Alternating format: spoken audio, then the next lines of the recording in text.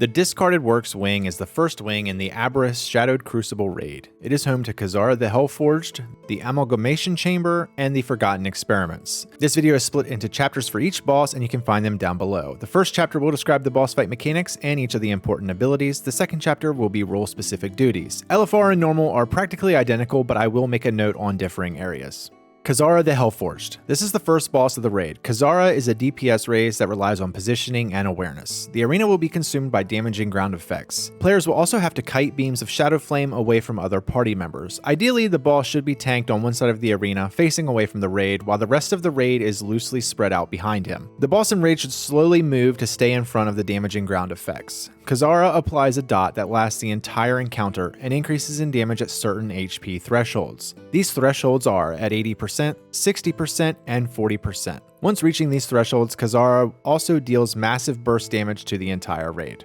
Ideally, if most people are alive, you want to bloodlust at the 40% mark. Kazzara's abilities. Infernal Heart. This is cast as soon as the battle is engaged and deals raid damage every 3 seconds. This dot gets stronger at the 80%, 60%, and 40% health thresholds, and it lasts until Kazzara is defeated. Dread Rifts. The boss marks random players. After 5 seconds, a Dread Rift will drop wherever that player is located. On LFR, these are only temporary, however on normal, these last the entire encounter and deal damage if a player stands in them. Rays of Anguish. Once a Dread Rift is dropped, it will activate Ray of Anguish, which will target a nearby player and begin chasing them with the beam. These players need to run away from the raid as it leaves behind another damaging ground effect. This does time out, however on normal, you can quickly end the pursuit by leading it through a Dread Rift. Hellsteel Carnage. At 80%, 60%, and 40% HP, the boss will deal a large burst of damage to all raid members. At each percentage, Kazzara will increase the number of Dread Rifts and increases the damage done by Infernal Heart. Wings of Extinction. Kazzara will flap her wings, which will push players backwards for a brief duration. This will deal damage and apply a dot that will tick every 2 seconds for 20 seconds. Hellbeam. At 100 energy, Kazzara will target a random player and begin her big breath attack. Everyone should move out of the way. However, this will deal damage to every raid member even if you are not hit by the beam. Terror Claws. This is the tank buster. It deals large damage and applies a dot and increases damage taken by 200%. Role-specific duties. Tanks. Use defensive cooldowns when Terror Claws is cast. Tank swap after each Terror Claws. Slowly move the boss around the room after Dread Rifts is cast to allow additional room for your DPS and healers.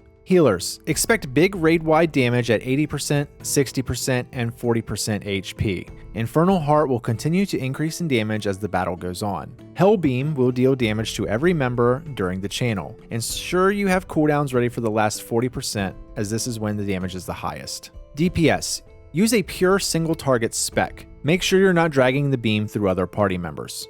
If everyone is still alive, bloodlust at the 40% mark to speed up the fight and increase survivability. Otherwise, at the start is fine.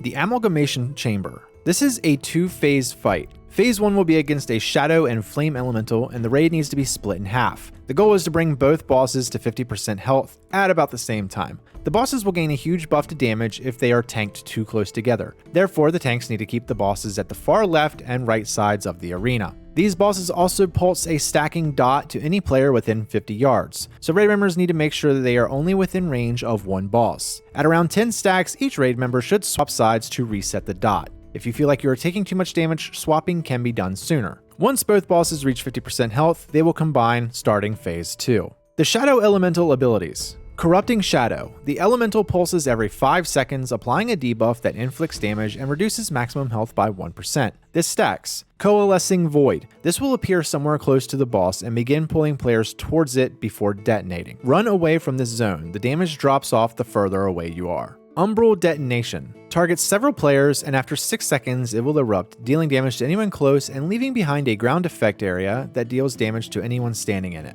Shadow Spike. This is tank only and it inflicts strong magic damage. The Fire Elemental abilities. Blazing Heat. The elemental pulses every 5 seconds, applying a debuff that inflicts damage. This stacks. Fiery Meteor. A single meteor is called down near the boss, dealing a large amount of damage to anyone within the impact zone. At least one person must stand in the zone or it will damage the entire raid. Either a strong tank or multiple DPS with the tank need to soak this attack. Swirling Flame. The elemental shoots flames towards a random raid member. The flames start close together but spread apart as they travel. These flames continue until they hit a wall, so if the DPS are not standing in appropriate positions, then shadow side players will also have to avoid this attack. Flame Slash. This is tank only, is strong magic damage. Phase 1 role specific duties. Tanks. Stay with your primary target. Keep bosses apart, use cooldowns for Flame Slash and Shadow Spike, and be aware of your debuff stack. Save cooldowns for the longer the phase 1 lasts. Healers. Damage ramps as stacks increase until players swap sides.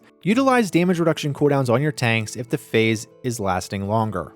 Swap sides to reset your own debuffs. DPS. Use a single target spec. Keep an eye on your debuff stacks. Use defensive cooldowns with higher stacks to help out your healers. Swap sides to reset debuffs. Phase 2.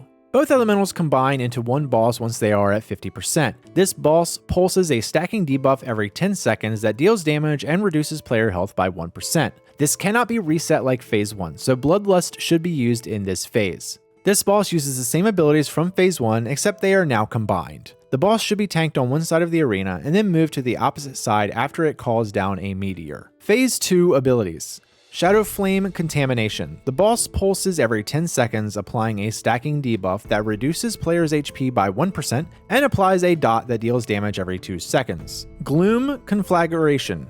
The boss calls down a dark meteor nearby. This inflicts massive damage and must be soaked by at least 5 players. However, once it hits, it will leave behind an orb that will then detonate after a brief period of time. All players should run away from this orb before it detonates. The closer you are, the more damage you will receive. Blistering Twilight. Random members will be targeted with a debuff. Once it expires, it will explode and deal damage to any other close players. Upon expiration, it will leave behind a ground area effect that deals damage to anyone standing in it, and it will cause dark flames to erupt from your location, knocking any players backwards if they are hit. Players targeted should move to the edge of the room to drop the debuff. Withering Vulnerability. This is the Tank Buster. It inflicts massive damage and increases damage taken by 200% for 10 seconds. Shadowflame Burst. The boss releases a cone of flames in the direction of its current target. This deals massive damage. Phase 2 role-specific duties. Tanks. Swap after each cast of Withering Vulnerability. Move the boss 50 yards after the dark meteor makes an impact. Healers. Damage will greatly increase as this battle progresses. Expect a big burst of damage once the meteor is cast and shortly after while the raid is repositioning. DPS. If targeted with Blistering Twilight, move to the far edge of the arena. Save defensive cooldowns for the end of the fight. Melee. Do not stand in front of the boss and help soak the meteor. Ranged. Stay at maximum range during the meteor. The Forgotten Experiments. This is a 3-phase fight. Each phase has its own separate boss. Phases end when the boss is defeated, and phases start when the next boss is released. Positioning for each boss changes depending on which one is currently active. All 3 bosses have the same tank busting ability, which I will discuss separately at the end of this section. Phase 1. Neldris. The raid should be loosely spread on one side of the boss. The boss has a charge ability that will target multiple members. These members should relocate to the opposite side of the raid in order to keep other members from being hit. The tank should face Neldris away from the raid as he has a frontal cone attack. Phase 1 abilities. Rending Charge. Neldris targets several players. Targeted players are to relocate to the opposite side of the boss. Neldris will then charge between all targeted players, knocking them back and applying a bleed debuff. This debuff stacks. Any players in the middle of that charge will also be inflicted with the bleed. Massive Slam. The boss releases a frontal cone attack. Bellowing Roar. This creates a ring around the boss. Move outside of the ring, as the closer you are, the more damage you will suffer. Infused Strikes. This is the Tank Buster, and it is a stacking debuff. Infused Explosion. This is triggered by the tanks. It applies a stackable debuff that deals arcane damage every 2 seconds for 20 seconds to the entire raid. Phase 1 role-specific duties. Tanks. Keep the boss facing away from the raid. Taunt swap every 15 to 20 seconds. Use cooldowns when dealing with higher infused strike stacks. Clear your infused strike stacks every 30 or 40 seconds. Make sure the previous infused explosion debuff has expired. Healers. Rending Charge will deal initial damage to certain players and apply a bleeding debuff. Infused Explosion will deal raid-wide damage for 20 seconds. DPS. If you are targeted by Rending Charge, move to your appropriate positions. Melee. Stay behind the boss. Run away when Bellowing Roar is casting. Phase 2 Thadrion. All players can stay loosely grouped behind the boss. One location needs to be designated and marked as the Dispel area. Thadrion will cast a permanent debuff that grows in intensity over time. Once dispelled, it will leave behind an exploding puddle, and then the debuff will jump to another player. The debuff stacks do reset once it jumps to a new player. Phase 2 abilities. Unstable Essence. Thadrion marks a player and applies this stacking debuff. This debuff will deal damage every 2 seconds and gets stronger over time. The only way to remove this debuff is for it to be dispelled. Once dispelled, it will leave a puddle that explodes, dealing damage to any close players. After the explosion, this debuff will be applied to a new raid member, however the stacks will be reset. The number of raid members with this debuff applied will increase as the fight goes on. Volatile Spew. Thadrion will mark areas on the ground. Move away from these swirly areas. Violent Eruption. Thadrion will pulse energy, inflicting damage to every raid member every second for 8 seconds. Phase 2 role-specific duties. Tanks. Taunt swap every 15 or 20 seconds. Use cooldowns when dealing with higher infused strike stacks. Clear your infused strike stacks every 30 to 40 seconds. Make sure the previous infused explosion debuff has expired. Healers. Dispel players with unstable essence at around 6 stacks. Infused explosion will deal raid-wide damage for 20 seconds. Expect raid-wide damage when Violent Eruption is cast. DPS. Watch your feet. Use defensive cooldowns during Violent Eruption to help out your healers. Move to the appropriate dispel location when your unstable essence is at 5 stacks. Phase 3. Ryanthus. This is the most difficult boss, and Bloodlust should be used here. The boss will use a Fatal Breath attack twice in a row. It is important to pay attention and move when necessary. Ryanthus will also summon orbs that he is trying to collect. Players must stand between him and the orbs. The orbs will be knocked backwards when contacted by a player. Phase 3 abilities. Deep Breath. Ryanthus will face a direction and start casting. This is a fast cast timer and you need to move out of his line of sight immediately. He will do 2 breaths back to back, so stay aware of the direction he is facing. Temporal Anomaly. Ryanthus will spawn a few orbs that will move towards him. If he collects this orb, it will create a shield that absorbs damage. Players must run into these orbs to knock them back. Players will also suffer damage when contacting the orb. Disintegrate. Ryanthus targets a few players. Rings will appear around these players. Players will suffer damage and a slowed movement speed. This lasts for 16 seconds and will damage any other players that are within the ring. Phase 3 role-specific duties. Tanks. Taunt swap every 15 to 20 seconds. Use cooldowns when dealing with higher infused strike stacks. Clear your infused strike stacks every 30 or 40 seconds. Make sure the previous infused explosion debuff has expired. Healers. Deep Breath will pretty much kill anyone caught in it. Players with Disintegrate will need more healing. Infused Explosion will deal raid-wide damage for 20 seconds. DPS. Watch out for Deep Breath. Use defensive cooldowns if targeted with Disintegrate.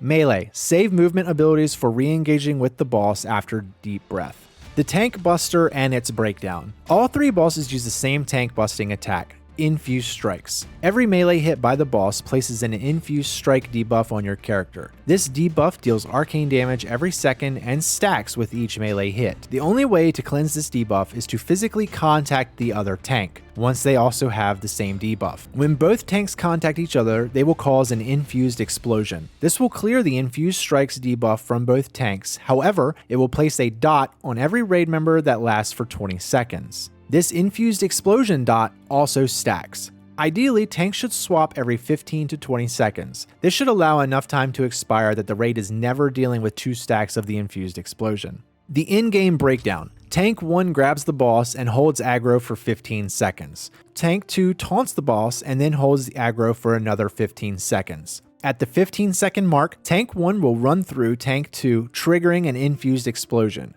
Both infused strike debuffs are cleared, so Tank 2 can remain holding aggro for the next 15 seconds. After the following 15 seconds, Tank 1 will taunt and grab aggro. After another 15 seconds surpasses, Tank 2 should ensure that the infused explosion debuff has expired before running through Tank 1, thus causing another infused explosion. This process continues the entire battle. Just some notes. 15 seconds is not mandatory, however it gives plenty of time that there should never be 2 stacks of infused explosion on the raid. Also be aware of other abilities that the bosses are using. For instance, in Phase 2, Thadrion uses Violent Eruption, which deals damage to the entire raid. Hold off on causing an infused explosion until that ability has finished channeling so that it is easier on your healers. So that's the first wing of Aberrus The Shadowed Crucible. Show some support by pressing that like button. Check out my channel for guides on the rest of the raid. Subscribe if you enjoy WoW content. I have guides, tips and tricks, podcasts, and more. Super thanks, channel memberships, and Patreon perks are also available if you're interested in further supporting the channel.